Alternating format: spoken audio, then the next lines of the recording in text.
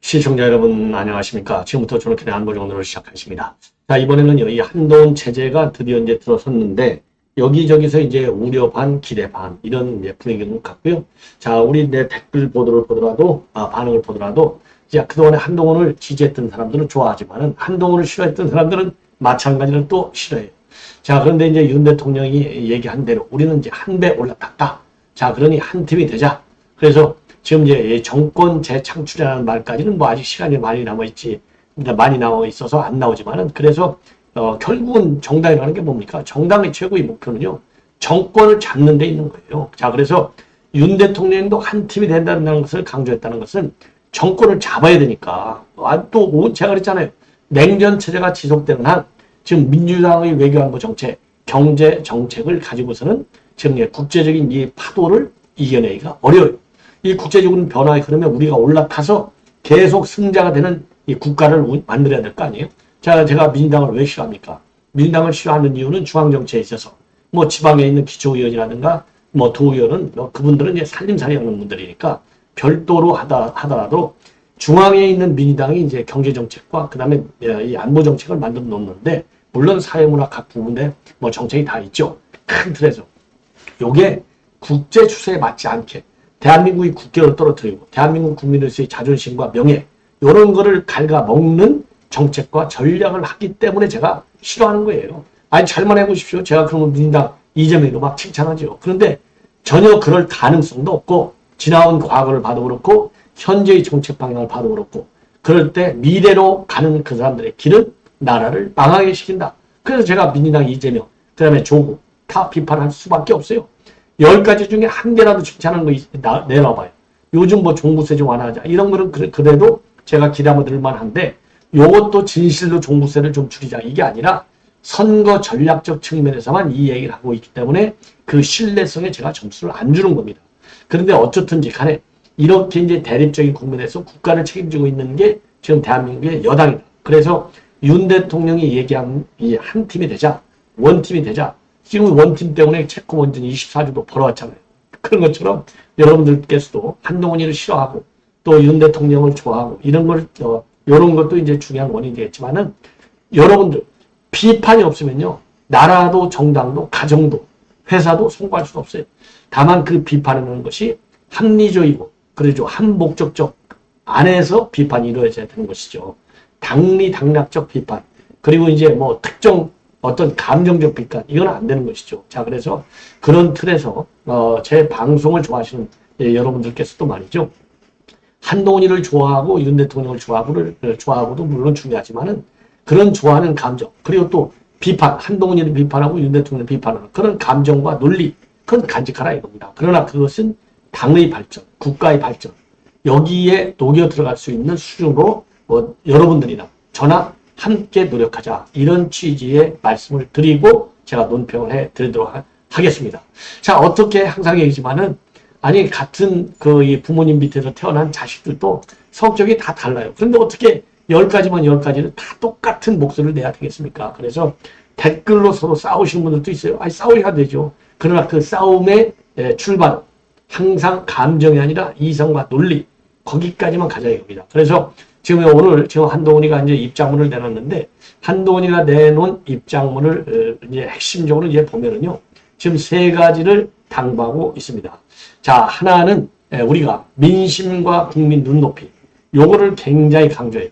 자, 요것 때문에 총선 때도 민심과 국민의 눈높이에서 이 최상병 문제 그 다음에 이번에 최상병 문제는 이번에 나온 거지만은 이제 김건희 여사 문제 요런 것도 보면서 이제 당정 갈등 윤한과의 갈등으로 이어진 것이고요.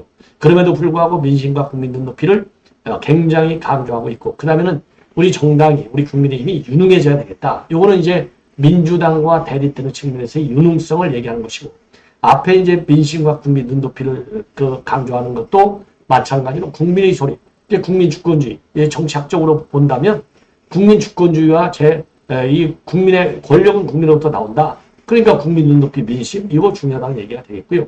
외연 확장 지금 외연 확장은 우리만의 싸움이 아니라 민주당도 외연 확장 그래서 지금 김두관이도 그런 거잖아요. 지금 외연 확장하는 게 갖고는 안 된다.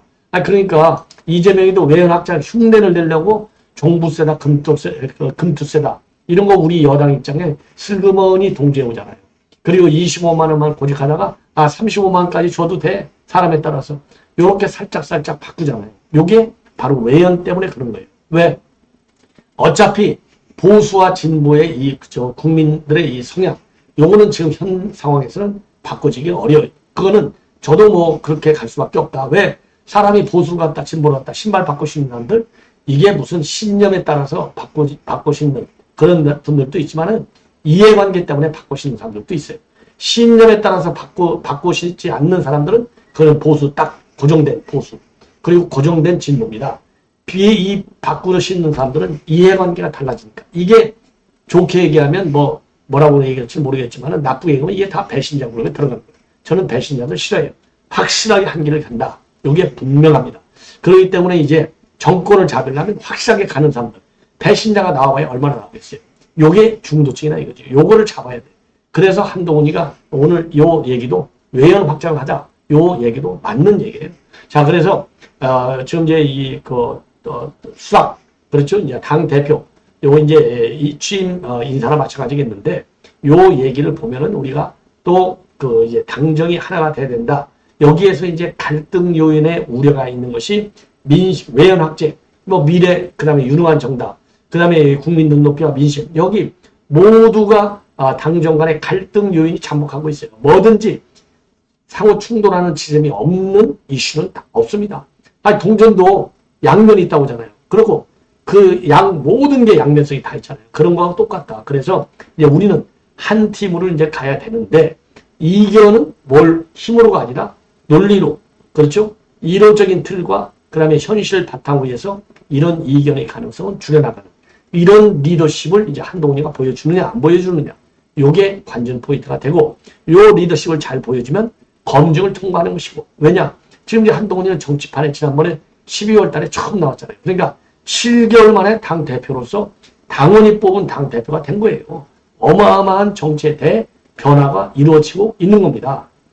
그러면 우리 국민의힘에서는 이미 이준석을 통해서 변화를 시도하다가 실패했어요. 자, 이미 한번 실패한 경험이 있죠. 예.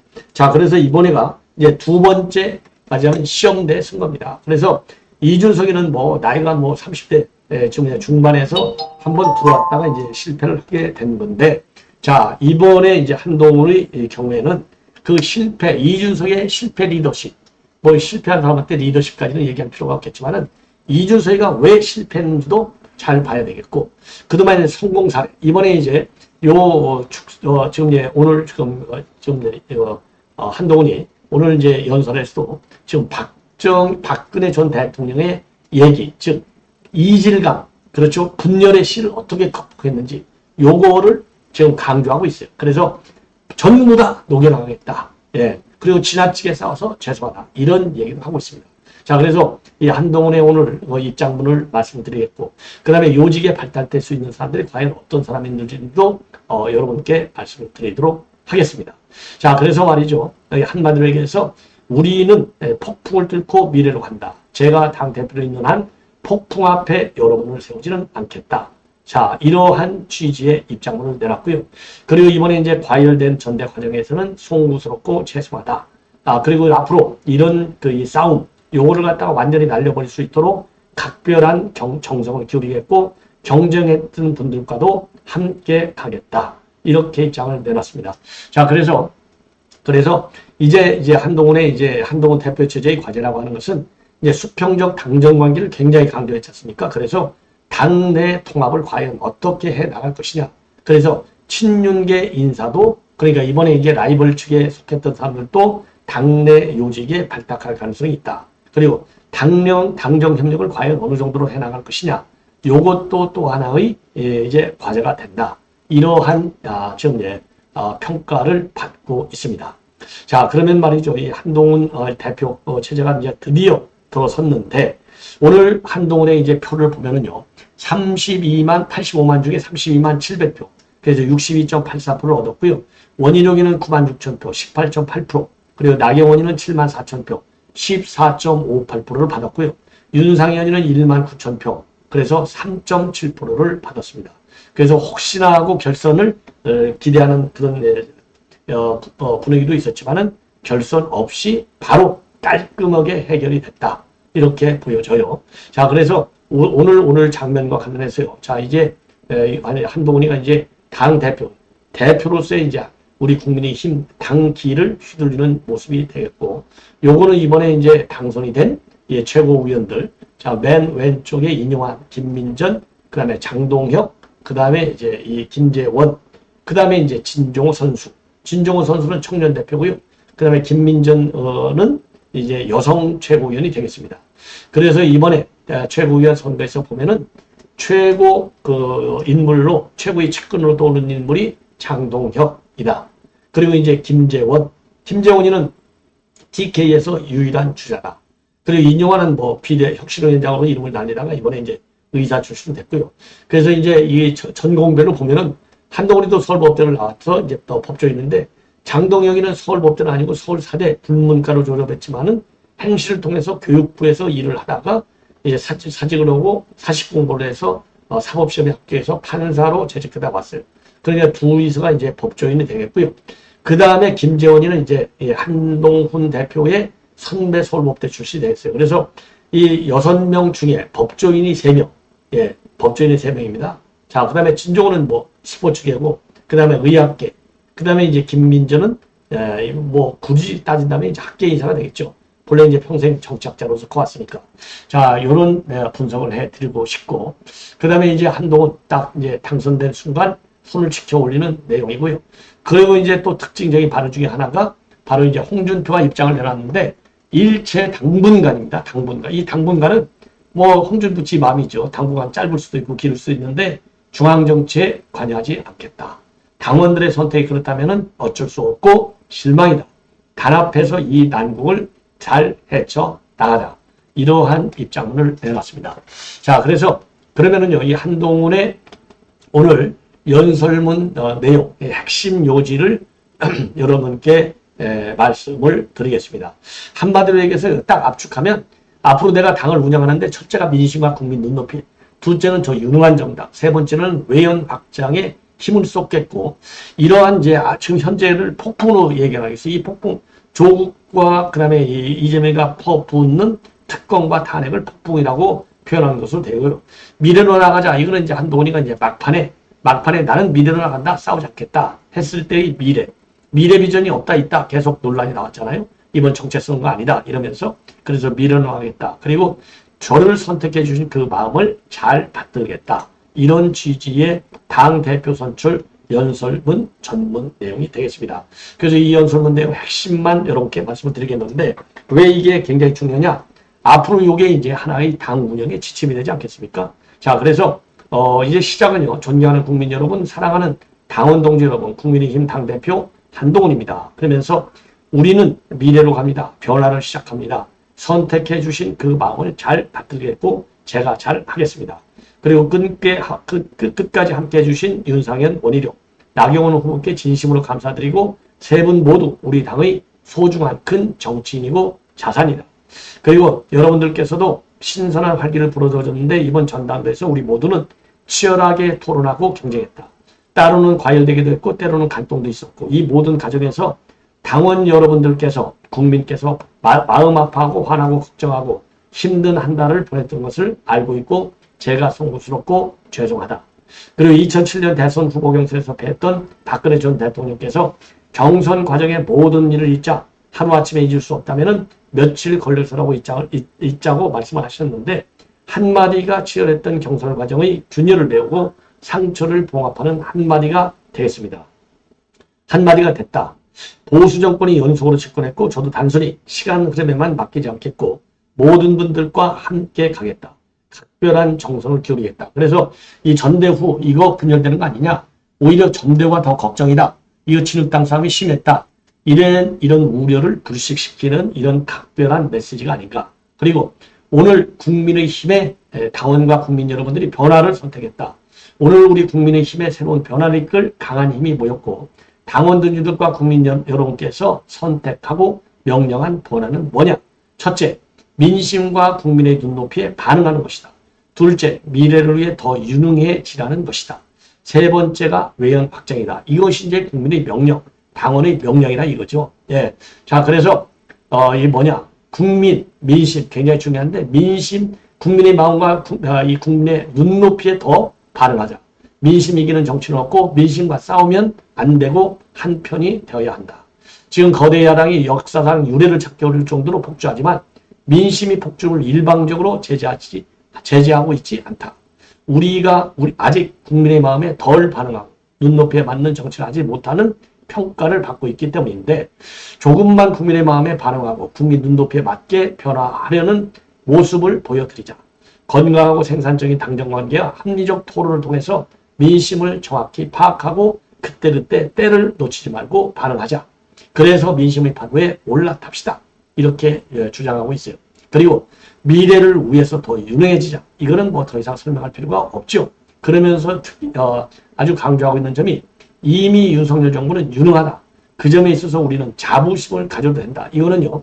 사실상 그동안에 이제 당원과 국민 사이에 윤환 갈등, 당정의 어떤 괴리 현상 이런 거를 걱정하고 있잖아요. 그 걱정을 불식시키는 메시지가 바로 이 점이 아니냐. 그리고 앞에서 민심 눈높이를 강조한 것은 지금 민심 눈높이와 청와대가 좀 달라지고 있다. 청와대가 제대로 반영을 못하고 있다. 이거 제가 용산이 말이죠. 죄송합니다. 이런 점을 지적한 점이 되겠고요. 그래서 지금 이제 윤 정부가 잘하고 있다, 유능하다. 이 점에 대해서 지금은 윤석열 정부와의 화해의 신호로 보이는 대목이 아닐까. 자, 그래서 그 잘한 게 뭐냐?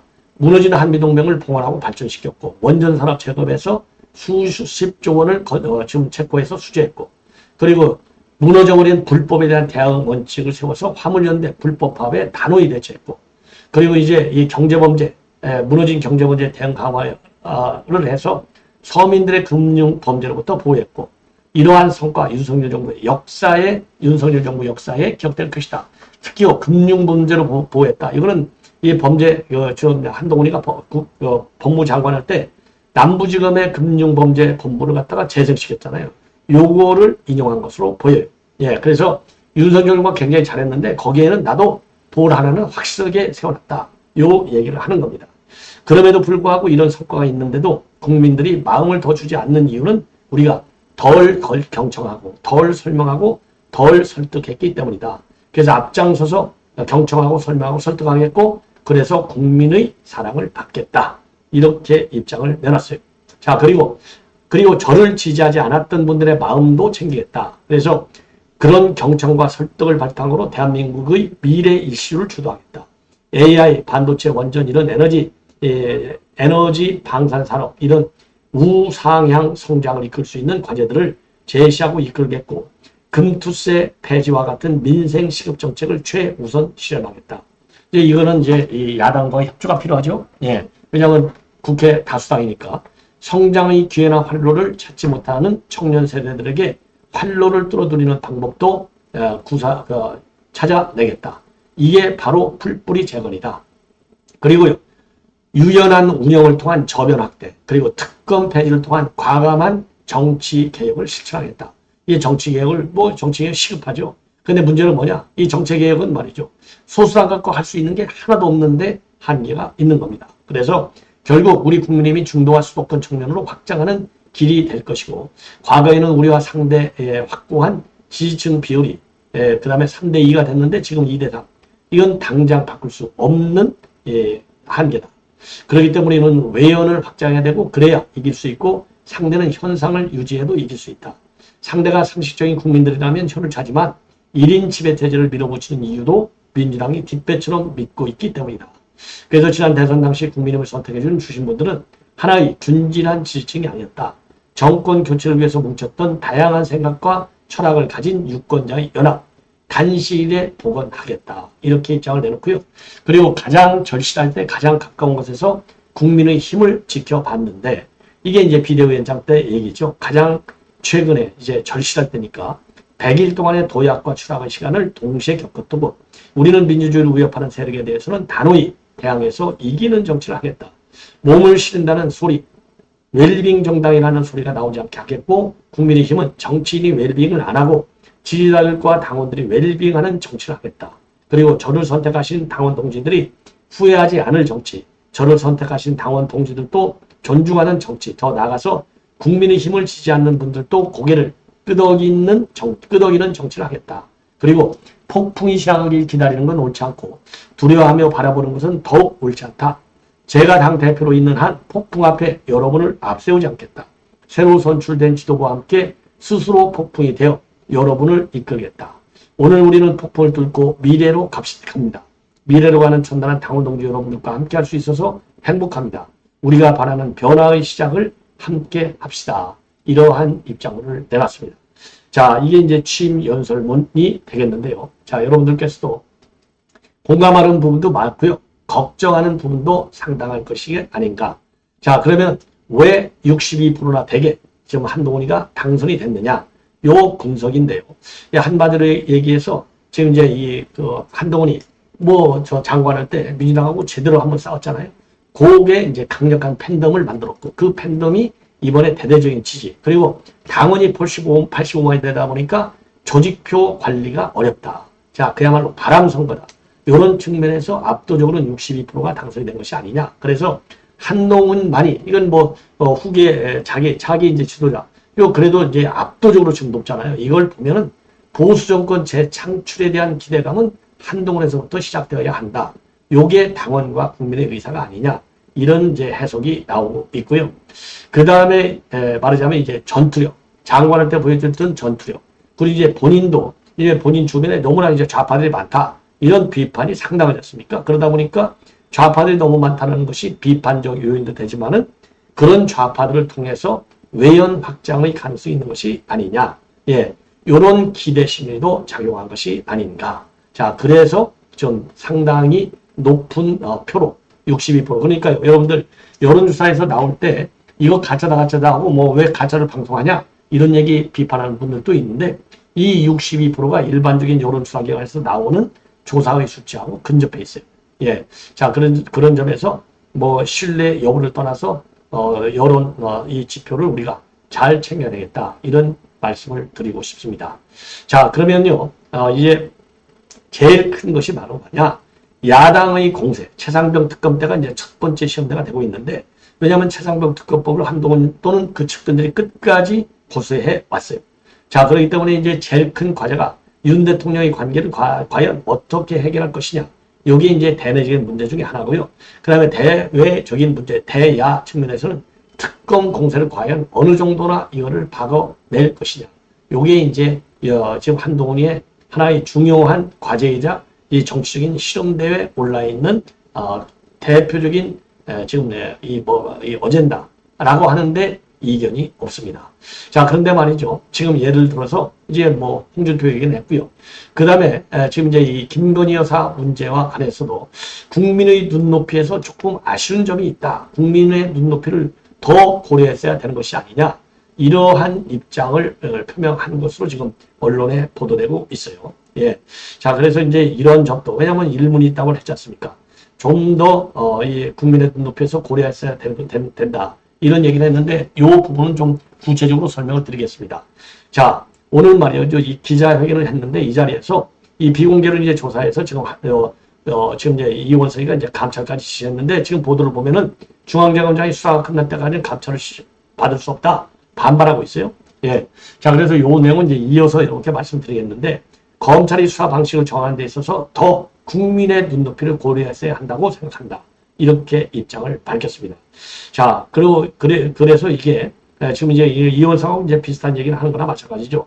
다만 한동훈이는요, 그동안의 조사가 미뤄지던 것을 영부인께서 결단하셔서 직접 재면 조사가 이루어졌는데, 그러니까 검찰이 공정하고 신속하게 결론을 내야 한다고 본다. 그래서 대면 조사에 응한 것은 나름대로 평가를 하는 그런 좀 노력을 하고 있는 것 같고요. 그 다음에 이제 최상병 특검법과 관련해서 우리 당이 당면한 문제에 대해서 하나하나 순리대로 풀어갈 거다. 그러니까 이게 굉장히 민감한 이슈라는 것을 당연히 알죠. 그래서 이것은 말을 아꼈다. 그래서 이거는 당 대표가 되고 나서 좀 변화의 가능성이, 전략적 변화의 가능성이 있는 것이 아니냐. 예, 그리고 그럼에도 불구하고 최상병 특검법을 빨리 추진하라고 촉구했다. 예, 야당이 말이죠. 한동훈이가 이제 한동훈한테 그렇게 얘기했잖아요. 그래서 야당은 지금 도대체 특검 말고는 할 얘기가 별로 없나 보다. 저는 야당과도 협조하겠다는 말씀을 드린다. 말을 아끼고 있어요. 보관을 얘기하지 않아요. 그리고 원내 인사들의 반대 부딪히더라도 앞서 공언한 대로 특검법을 발의할 것이냐. 최장면 특검법. 정치는 살아있는 것이고 저는 당대표가 오늘 냈다. 당에 절차가 있다. 끝까지 얘기는 안 합니다. 그러면서 제가 제3자가 추천하는 특검법을 내므로써 여러 가지 돌파가 이미 생겼다고 생각한다. 그 이후 상황이 여러 가지 변했고 이재명이가 제가 말하는 제3자 특검법을 정면으로 거부한 상황인데 저는 됐듯이 지금 생각도 같은데 그 과정에서 당내 민주적 절차를 통해서 토론해 보겠다. 여기에서 당내 민주적 절차를 얘기하고 있어요. 그리고 현재는 생각이 같다고 얘기하고 있어요. 그리고 말을 굉장히 아끼고 있습니다. 이런 거를 보면은 지금 당내 민주적 절차가 일종의 출구 전략으로 당내 민주적으로 저 논의해봤는데 하지 말래. 그러면 본인의 이제 나는 민주적 절차를 존중했어. 그래서 한동훈이가 또 평가를 높이 받는 대목도 되고 그래서 본인의 데미지를 하나도 지금 받지 않으면서 이 최장면 특검 법안을 빠져나올 수 있는 출구로 민주적 절차를 언급한 것이 아닌가 이렇게 생각이 들고요. 그리고 김건희 여사의 문제에 관해서는 이건 아쉬운 점이 있다. 그래서 일단 비판적인 시각을 갖고 있음에도 불구하고 이걸 그대로 가지고 있으면 이거 뭐 당 대표 되자마자 그럼 용산에 또 계속 반기 드는 거야? 이런 또 반발이 많이 생길 수밖에 없는 것이죠. 자, 그래서 이 김건희 여사의 결단은 평가하는 그런 결단은 평가하는 양면성을 취하고 있는 점. 그래서 살짝 자세가 대표가 된 이후로 조금은 달라지고 있는 게 아닌가 이런 생각이 듭니다. 민감한 이슈죠. 워낙 민감한 이슈죠. 이거 말 잘못하면 폭탄이 터지는 겁니다. 자, 그래서 일단 조심스러운 입장을 우리가 봤는데요. 한번 지켜보도록 하겠습니다. 자, 시청자 여러분 이렇게 해서 본 방송 마치겠습니다. 대단히 고맙습니다.